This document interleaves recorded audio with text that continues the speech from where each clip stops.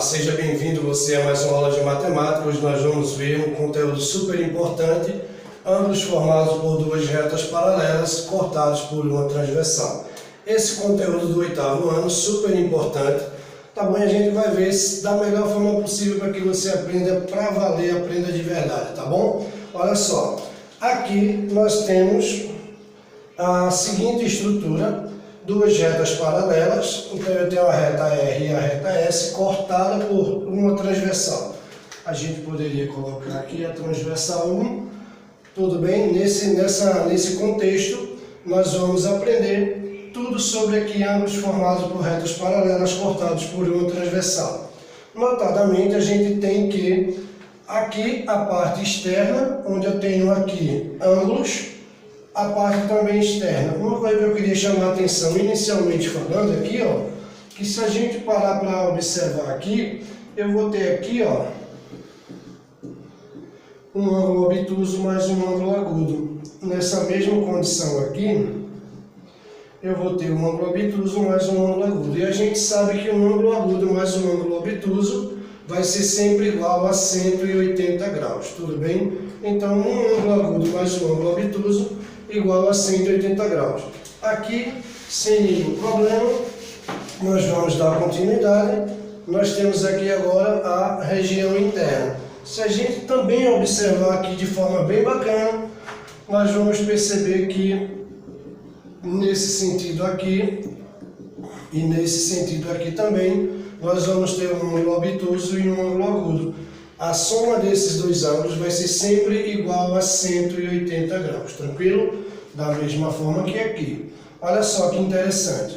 Quando a gente vem para essa perspectiva aqui, e para essa perspectiva aqui, a gente observa que nessa estrutura forma dois pares de ângulos, ângulos congruentes, tudo bem? Então nessa estrutura aqui nós vamos ter dois pares de ângulos congruentes.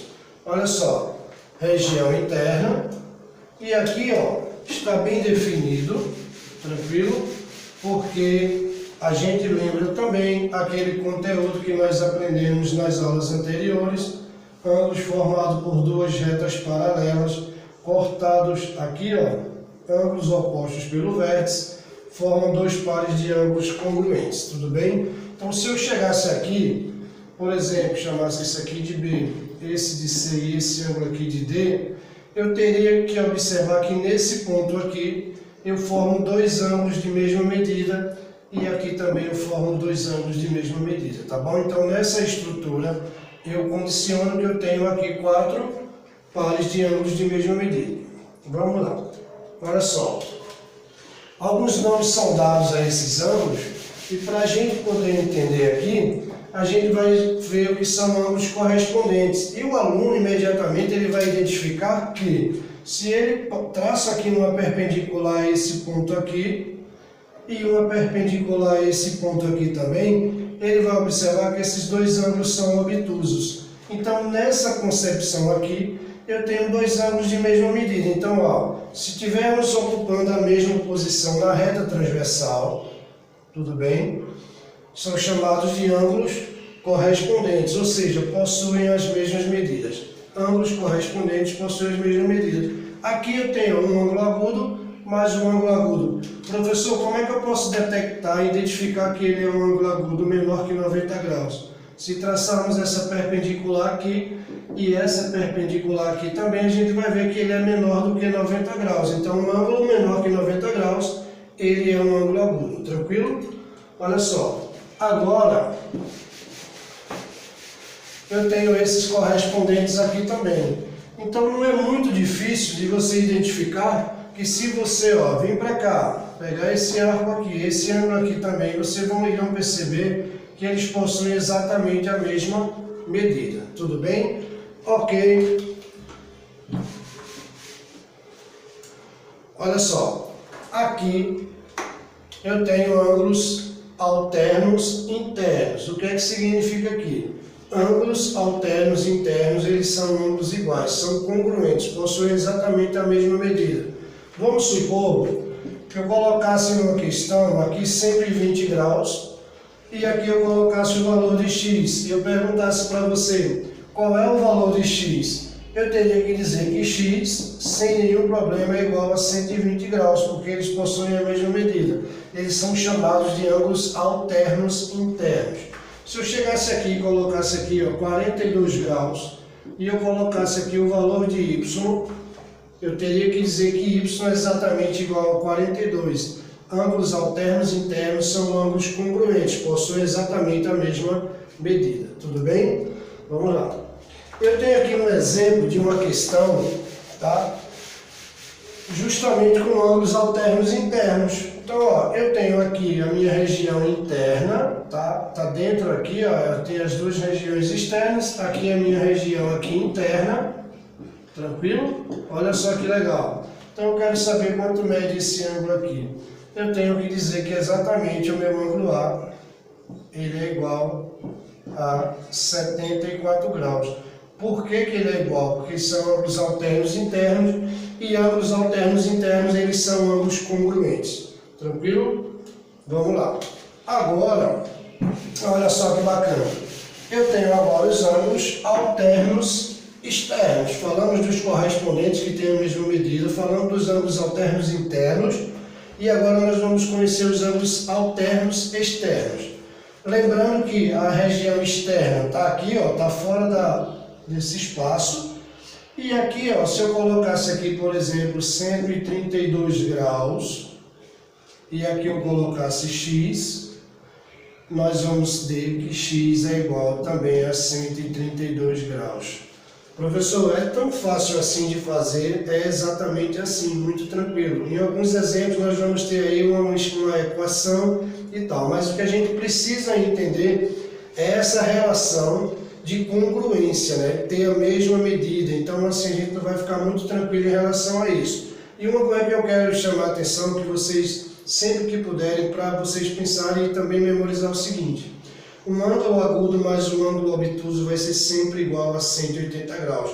A gente lembra os ângulos suplementares, né? Então, se eu tenho aqui, ó, um ângulo agudo mais um obtuso, eu vou ter 180 graus. Por que que você está dizendo isso, professor? Porque se eu chegasse aqui, por exemplo, e colocasse aqui, ó, um ângulo y aqui, e aí eu vou te perguntar, ó, eu tenho 132, quanto é que falta para 180? Exatamente 48 graus. Então, o meu y aqui seria 48 graus. Olha que coisa bacana, eu tenho um ângulo agudo, eu tenho um obtuso, eu tenho 180 graus. Ah, professor, tá certo. Se eu colocasse nessa mesma estrutura aqui a medida do ângulo Z, quanto mede Z?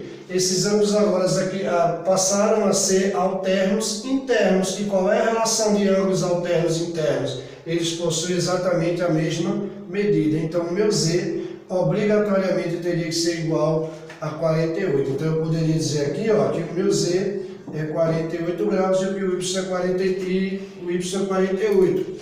Aqui, ó, ângulos alternos externos.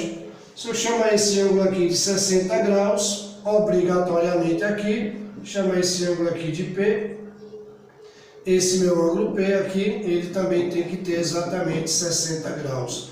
Ah, professor, beleza, mas se você tivesse aqui um ângulo X aqui, quanto mede esse ângulo X? Aí o meu aluno já vai precisar de lembrar dos ângulos formados, ângulos opostos pelo vértice.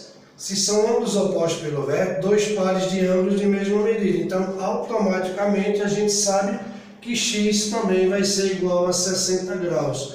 Opa, professor, e agora se eu tivesse aqui um Z, quanto é que seria o meu Z? Z seria exatamente 120 graus. E eu poderia observar isso da seguinte forma: eu tenho um ângulo agudo, tenho um ângulo obtuso, e se eu venho para a perspectiva aqui de ângulos suplementares, eu trago a mesma relação, que um ângulo agudo mais um ângulo obtuso igual a 180 graus. Tranquilo? Vamos lá. Aqui, ó, eu tenho agora ângulos colaterais internos. Percebam que eu tenho aqui um agudo mais um obtuso, 180 graus. Eu tenho um obtuso mais um ângulo agudo, também 180 graus. Então, tudo é basicamente a mesma coisa, só que a gente precisa memorizar só as regras básicas para a gente poder resolver tranquilo da melhor forma possível. Aqui, colaterais externos, tranquilo?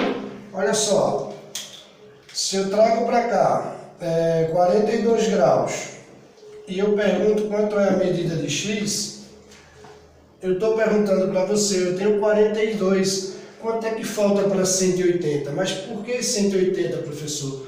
Porque um agudo mais um obtuso é 180 graus. Se por acaso vocês estiverem pensando aí de que danado é ângulo agudo e ângulo obtuso, a gente lembra, que o meu ângulo agudo é um ângulo menor que 90 graus e que um ângulo obtuso é um ângulo maior do que 90 graus, tranquilo? Então aqui, se a gente traçar essa perpendicular aqui, a gente vai ver que esse aqui é o obtuso e que esse aqui é o ângulo agudo, tranquilo? A soma desses dois ângulos aqui vai dar 180 graus. Como assim vai dar 180 graus? Isso é verdade? Sim. Então eu vou pegar 180, tiro 42 e eu encontro o resultado de x. Tranquilo? Desde já agradeço a cada um de vocês a participação. Fiquem todos com Deus. Um grande abraço e até a próxima aula, se Deus quiser. Até mais.